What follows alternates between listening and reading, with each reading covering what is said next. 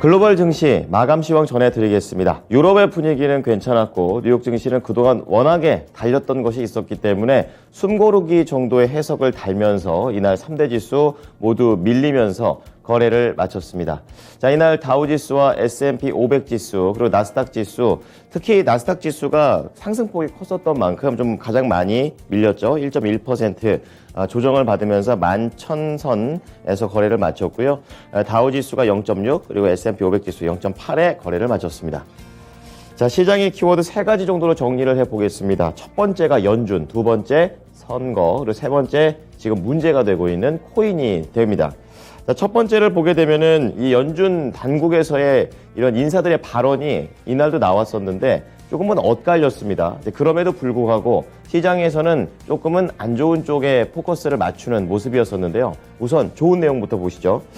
긍정적인 발언 속에서는 연준의 2인자입니다. 레이얼 브레이너드 연준 부의장이 아마도 곧 금리 인상 속도를 늦추는 것이 적절할 것이라고 얘기를 했고, 또 연준이 그동안 매우 빠르게 금리를 올려왔고 또 대차 대조표를 축소해왔다라고 얘기를 했습니다. 어쨌든 미국의 연준이 금리 인상을 중단하지는 않겠지만 그래도 계속해서 75bp씩 인상하는 속도에 대해서는 벗어날 것이다 라는 의미 정도로 시장에서는 긍정적인 풀이를 했고요. 하지만 포인트가 됐던 건 부정적인 발언이었습니다. 크리스토퍼 월러 연준 이사가 되겠습니다. 모두 심호흡을 하고 진정해야 된다. 최근에 CPI가 좀 꺾였다라는 부분에 대해서 너무 흥분하고 있다는 것을 경계하고 있습니다. 우리는 아직 가야 할 길이 더 있다라고 얘기를 했고요. 인플레이션이 목표치에 가까워질 때까지 금리는 한동안 높은 레벨에서 유지가 될 것이다 라고 언급을 했습니다. 시장에서는 조금 더 침착하자라는 의미 정도에서 크리스토퍼 월러 연준이사의 발언 쪽에 무게를 실었습니다.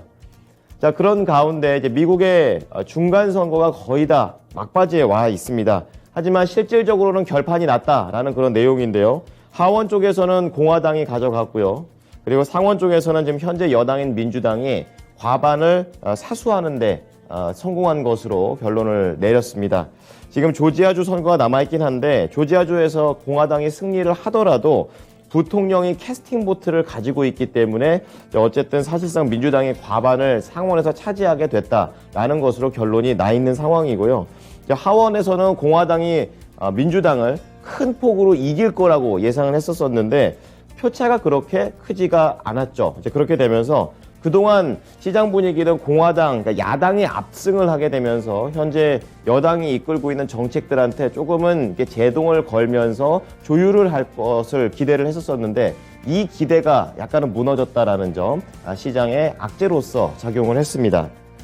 자, 마지막으로 코인과 관련된 내용입니다. FTX가 지금 몰락을 했다라는 그런 내용 속에서 시장의 불안감은 지속되고 있습니다. 하지만 이게 주식시장까지 크게 미치지는 않고 가상화폐 시장 내에서 특히 주식시장 내에서는 관련된 종목들 중심으로 이러한 불안감이 이어지는 양상이었습니다. 현지 시간으로 14일 월스트리트 저널에 따르면 정치권들의 움직임들을 얘기해주고 있는데요. 상원 농업위원회가 이번 주 초당적 암호화 관련 법안을 손질하려던 계획이 있었는데 이 부분이 철회가 되면서 그동안 기대를 모아왔던 이 가상화폐 법안이었습니다. 약간 뒤로 이 관련된 결과들이 밀렸다라는 측면에서 안 좋게 보여진 것이고요. 또 증권거래위원회하고 법무부가 이번에 이 회생 신청을 했던 FTX와 관련해서 광범위한 조사에 착수를 하게 되면서 일단 이 가상화폐의 이 산업 전반 자체가 당국의 규제를 피할 수 없게 됐다라는 그런 전망 속에서 부정적인 내용들이 더 많이 나오고 있습니다.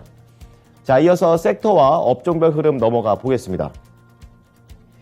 어제 0.9% 올랐는데 그 올랐던 거 전부 다 내놨습니다. 0.8% 바로 하락을 했고 그나마 헬스케어 쪽에서 제약주들이 선방을 하는 모습으로 올라가는 흐름이었고요. 가장 부진했던 것은 금리 인상이 되면 아무래도 대출금리가 올라가게 되죠. 그렇다 보니까 다시 한번 부동산 관련된 종목들이 타격을 입는 모습이고요. 경기 소비재 쪽에서는 확실히 성장주 중심의 하락세가 나오게 되면서 이날도 이 섹터가 약하다는 것, 결국 테슬라가 또 하락했구나라는 것을 보여줬습니다. 자, 이어서 종목으로 넘어가 보겠습니다. 헬스케어만 올랐죠. 이제 그 중에서도 이 정 가운데 있는 것이 헬스케어에서 제약 쪽이 되겠습니다. 대부분의 종목들이 상승 또는 강한 상승을 보여주게 되면서 이날 시장의 하단을 막는 그런 모습이었었고요. 나머지 쪽에서는 전반적인 다 하락이 나왔죠. 위쪽에 있는 성장주들 그리고 금융주, 국채금리가 올랐지만 결국에 침체에 대한 그런 우려 그리고 차익 매물이 나오게 되면서 타격을 받았고요. 그리고 이제 뭐 소비재라든지 산업재, 부동산 그리고 유가 관련해서도 전반적인 하락세가 나오게 되면서 이날은 거의 뭐 앞서 보셨다시피 헬스케어 중심의 상승세만 나와줬습니다. 자, 우선 IT부터 세부적으로 좀 보겠습니다. 다 밀렸는데 이제 그 가운데 메타 플랫폼스만 상승하는 흐름이 나왔습니다. 1% 딱 올라가게 되면서 선방을 하는 모습인데요. 증권사의 입김 덕분이었습니다. 이 오펜하이머 쪽에서 목표 주가를 상향 조정했고 투자 의견을 기존 대비 아웃퍼폼으로 조금 더 올려 잡았습니다. 이렇게 되면서 좀 더 메타 플랫폼스에 좀 제한적으로 앞으로 VR과 관련된 그런 내용들, 긍정적인 내용들이 나와졌고 메타 플랫폼스만 올라간 것이 아니라 이 관련된 중국 관련된 종목들도 같이 올라갔습니다. 징동닷컴 3.9%, 바이두 2.2%의 상승세를 보여줬습니다. 자, 그런 가운데 이제 반도체로 넘어와 보겠습니다. 최근 2거래일 연속으로 거의 한 14%가량 필라델피아 반도체 지수가 급격하게 상승하는 모습을 보여줬습니다. 그랬던 만큼 피곤함도 있겠죠. 이제 그러면서 0.9% 3거래일 만에 조정이 나왔고요. 이제 그런 가운데 제조업체, 장비업체 전반적인 하락이 나왔는데 장비업체가 조금 더 많이 밀렸다라는 특징을 큰 그림에서는 갖고 있습니다. 조금 더 세부적으로 들어가 보면 종목들 중에서도 AMD만 상승을 했고 다른 종목들은 좀 하락을 하는 모습으로 나와줬었는데요. 1.6% 올랐습니다. 투자은행 UBS 쪽에서 이 단기적인 반등을 좀 기대해 볼 만하다 하면서 목표 주가를 상향 조정을 했습니다. 그렇게 되면서 엔비디아 0.2%, 그리고 브로드컴 0.9%, 인텔 같은 경우에도 0.2%, 다른 종목들 밀린 거에 비해서는 그나마 좀 선방하는 모습이었습니다. AMD가 장중에 올라갔을 때 방금 말씀드렸던 종목들이 같이 상승을 했다가 약간은 최근 전체적인 차익 매물이 나오면서 살짝 반락하면서 거래를 마쳤습니다. 자, 이번에는 헬스케어 쪽 체크해 보겠습니다. 헬스케어도 다 오른 건 아닙니다. 제약 쪽만 올랐고 나머지 보험, 의료 보험 관련된 종목들, 의료기기 관련된 종목들은 이제 차익 실현에 같이 하락하는 흐름이었는데요. 개별적인 이슈들이 좀 많이 나왔습니다. 최근에 좀 가장 많이 밀렸던 것이 일라이 릴리가 되겠는데요. 지금 1.3% 올랐고요. 그리고 이쪽 끝에 있는 조그마한 종목 바이오젠이 되겠습니다. 두 회사 모두 다 공통점으로 따져보면은 지금 그 관련해서 관련 종목 중에서 일라이 릴리하고 바이오젠, 알츠하이머 관련된 종목들을 지금 관련된 품목으로서 계속 개발을 하고 있는데 경쟁사 로슈 쪽에서 이런 임상을 실패했다는 얘기가 나왔습니다. 이제 그러면서 일라이 릴리하고 바이오젠 모두 다 반사 이익으로 노리면서 올라가는 흐름이었습니다. 1%, 3% 상승했고요. 경쟁자 로슈는 반대로 4% 급락하는 흐름이 나와줬습니다. 자, 그런 가운데 화이자도 3.4% 큰 종목이 올라가게 됐는데요. 싱가포르 쪽에서 이 백신과 관련해서 조금 더 현재 공장을 지어서 관련된 물품들을 생산해 줬으면 좋겠다라는 그런 의뢰가 들어왔습니다. 그러면서 화이자도 올라갔고요. 관련해서 mRNA 모더나 역시 4.5% 상승했는데요. 관련된 내용들도 있었고 개별적으로 이 오미크론과 관련된 표적 백신의 이런 효과가 기존 백신 대비해서 더 좋게 임상 결과가 나왔다라는 내용 속에서 강한 상승세를 보여줬습니다. 자, 그리고 이 밖에 산업재 쪽에서는 어제도 이 방산 관련된 종목들의 약세가 이어졌었는데 간밤에도 추가 하락이 중소형 중심으로 나와주는 모습이었었고요. 에너지 쪽에서는 지금 원유 수요와 관련된 내용이 좀 부족해질 수도 있다. 원유 수요가 줄어들 수 있다는 내용 속에서 큰 종목, 작은 종목 가릴 것 없이 전반적인 하락세를 보여줬습니다. 하지만 이제 개별적인 소식으로는 이 비료 관련된 종목들이 천연가스에 연동이 되면서 강한 상승세를 보여줬습니다. 자, 이어서 특징주 체크해 보겠습니다. IT 종목 중에서도 많이 밀렸던 게 아마존이었습니다. 아마존에서는 이미 예고를 했다시피 인력을 감축하겠다라고 얘기를 했고 빠르면 이번 주부터 구체적으로 10,000명 정도의 감원이 나올 거다라고 얘기를 했습니다. 외신에 지금 가장 헤드라인에 올라가 있는 중요한 감원과 관련된 내용이고요.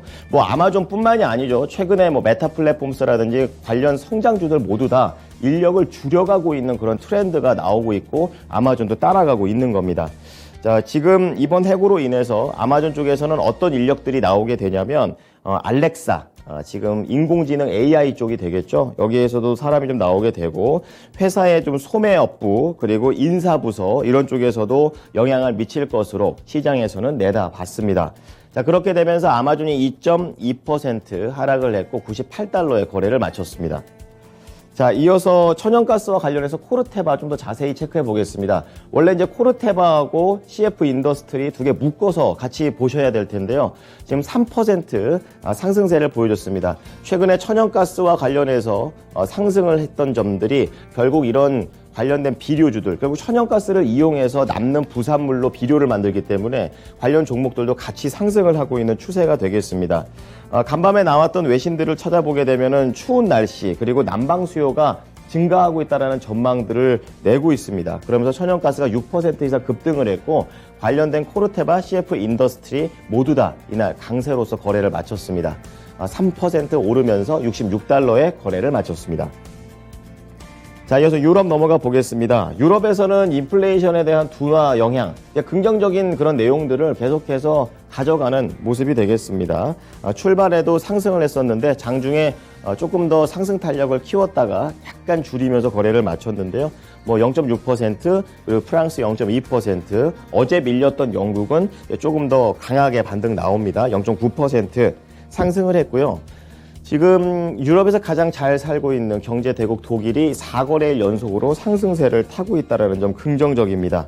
하지만 시장에서는 유로존의 이런 산업 생산 자체가 좀 떨어지고 있다는 경제 지표가 나오면서 어느 정도 이 산업의 위축, 경제 침체에 대한 가능성도 있다는 점이 지금 발표가 됐죠. 그러면서 추가적인 상승까지는 안 나오는 흐름이었습니다. 자, 마지막으로 상품 시장 보겠습니다. 유가가 좀 세게 밀렸습니다. 4.2% 하락하면서 85달러 선, 계속해서 이 근처에서 머물러 있는 유가가 되겠습니다. 오펙 쪽에서 원유 수요가 떨어질 수 있다라는 그런 내용에 영향 받은 거고요. 그리고 구리 가격은 차익 매물도 나온 게 있고 차익 매물 쪽에 대한 악재가 좀 더 컸습니다. 중국 정부가 부동산을 좀 살리기 위해서 부양책을 좀 꺼냈지만 이러한 내용보다는 오히려 차익 쪽에 포인트를 맞췄고요. 금값 같은 경우에는 강달러와 관련해서 장중에 좀 밀리다가 이 강달러 폭이 약간 줄어드니까 금값도 소폭 상승으로 거래를 마친 거고요. 10년물 국채금리 수익률은 금리 인상에 대한 그런 분위기에 좀 더 집중을 하게 되면서 최근에 좀 급격하게 밀리면서 4% 아래로 내려왔는데 이날 4.3% 약간 상승하면서 거래를 마쳤습니다. 자, 미국 현지 연결해 보겠습니다. SH인베스트먼트 김선영 연구원입니다. 연구원님 안녕하십니까? 네, 안녕하십니까? 네, 뉴욕 증시 그동안 조금 달려왔던 부분을 뒤로 하고 약간은 쉬어가고 있습니다. 세부적으로 어떠한 소식들이 있었습니까? 예, 지난주 증시 급등에 따른 차익시장 매물 유입과 채권 금리 상승으로 인해 오늘 뉴욕 증시는 3대 지수가 모두 0.6에서 1%대 하락세를 보였습니다. 내일 오전 발표되는 노동부의 10월 생산자 물가지수 PPI를 앞두고 시장이 너무 빠르게 반응한 것 아니냐는 경계 심리가 높아지는 모습인데요. 한편 내년 경기가 크게 둔화되면서 물가 상승률도 빠르게 내려갈 것이라는 전망은 강화되고 있는 모습입니다. 증권사 골드만삭스는 공급망 제약이 완화되고 거주 비용이 정점을 찍고 하락할 것이며 임금 상승률도 낮아질 것이라면서 내년도에 연준이 선호하는 물가 상승률 지표가 3% 아래로 급락할 것이라고 예상을 하고 있는데요.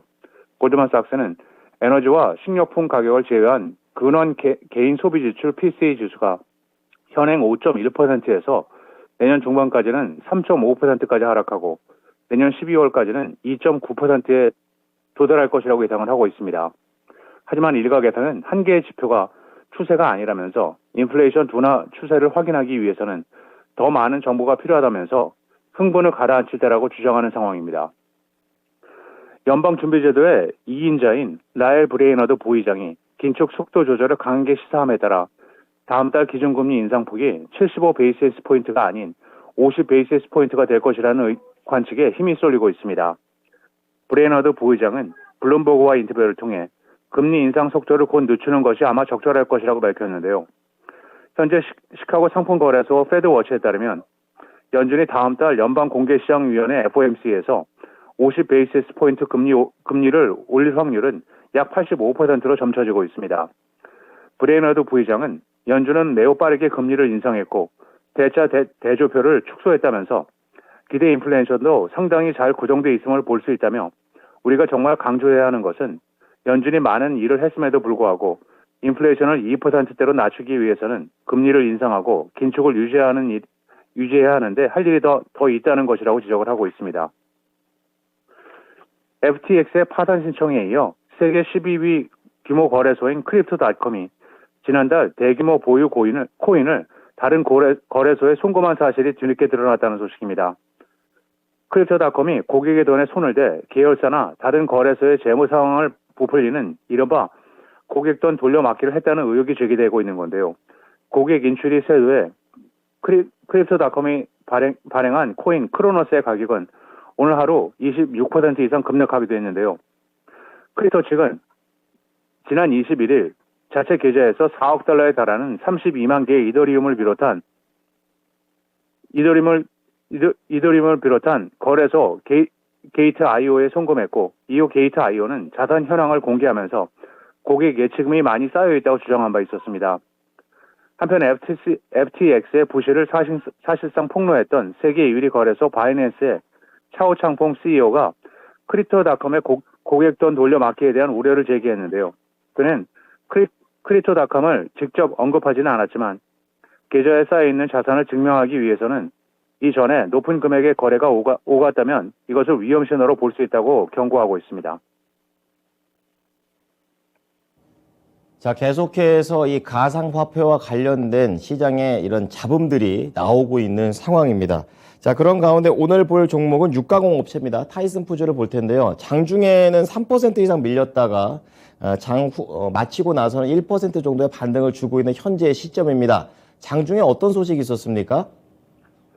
예, 월가 기대치에 못 미치는 분기 순이익을 발표한 미국 최대 육가공 업체 타이슨푸드의 주가가 오늘 3% 넘게 하락해 68달러 30센트의 거래를 마쳤습니다. 마켓워치에 따르면 타이슨푸드는 회계년도 4분기에 1년 전 주당 2달러 30센트보다 감소한 주당 1달러 63센트의 조정 순이익을 보고했고 같은 기간 매출은 137억 달러로 1년 전에 128억 달러보다 증가했다고 발표했는데요. 시장의 컨센서스는 조정 순이익은 주당 1달러 70센트, 매출은 135억 달러로 조정 순이익은 컨센서스에 미치지 못했지만 매출은 시장 예상보다 높았던 가운데 회사 측은 다양한 포트폴리오와 수요의 지속으로 한 해 동안 기록적인 매출과 이익을 달성했다고 밝힌 바 있습니다. 마지막으로 내일은 노동부의 10월 생산자 물가지수 PPI가 발표되며 시장 예상은 전달 대비 0.5%의 상승이며 이어 뉴욕 연방은행의 11월 제조업 지표인 엠파이어 스테이트 인덱스가 이어지고 이어 다우지수의 구성 종목인 월마트, 홈디포를 시작으로 로우스, IHS 홀딩스, 인피니언 테크놀로지, 어드밴스 오토파스, 텐센스 뮤직, 크리스피 크림, 아라마크, 에너자이저 홀딩스, 그리고 이글 포인트 크레딧이 지난 분기 실적을 발표합니다. 네, 지금까지 SH인베스트먼트 김선영 연구원이었습니다. 연구원님, 오늘도 잘 들었습니다. 예, 감사합니다. 네, 이어서 외신센터 연결해 보겠습니다. 지금 연준 당국자들의 발언들 엇갈렸었는데요. 좀 더 긍정적인 내용으로 좀 보도록 하겠고요. 그리고 미국하고 중국 지금 수장들이 만났었죠. 관련된 내용. 그리고 마지막으로 이 가상화폐와 관련돼서 이제는 검찰에서도 수사에 들어갔다고 합니다. 좀 자세하게 들어보겠습니다. 외신센터입니다.